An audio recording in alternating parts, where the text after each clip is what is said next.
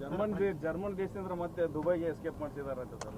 ಎಲ್ಲಿಗಾರ escape ಆಗಲಿ ರೀ, ಅಲ್ಲಿಂದ ಹಿಡ್ಕೊಬತ್ತೀವಿ. ಯಾವ ದೇಶದಲ್ಲಿದ್ದರೂ ಕೂಡ ಅಲ್ಲಿಂದ ಹಿಡ್ಕೊಬತ್ತೀವಿ. ನಾನು ಅದಕ್ಕೆ ಪ್ರೈಮ್ ಮಿನಿಸ್ಟ್ರಿಗೆ ಪತ್ರ ಬರೆದಿದ್ದೀನಿ, ಅವ್ರ ಡಿಪ್ಲೊಮ್ಯಾಟಿಕ್ ಪಾಸ್ಪೋರ್ಟ್ನ ಕ್ಯಾನ್ಸಲ್ ಮಾಡಿ ಅಂತ. ಹಾಂ, ಪಾಸ್ಪೋರ್ಟ್ ಕ್ಯಾನ್ಸಲ್ ಆದಮೇಲೆ ಇರೋಕ್ಕಾಗಲ್ವಲ್ಲ ವಿದೇಶದಲ್ಲಿ, ನಮ್ಮ ದೇಶಕ್ಕೆ ಬರಲೇಬೇಕಲ್ಲ. ಈಗ ಪ್ರಧಾನಮಂತ್ರಿ ಮಾಡಲಿ.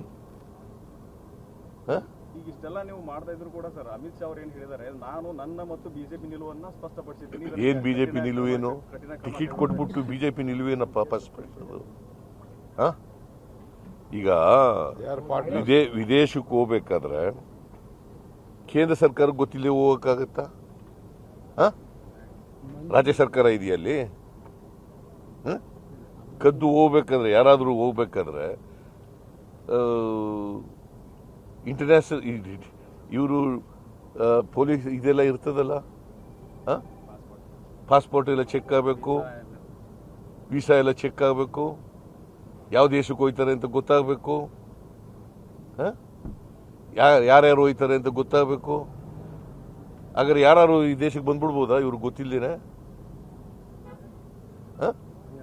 ಬರಕ್ಕಾಗ್ತದೇನ್ರಿ?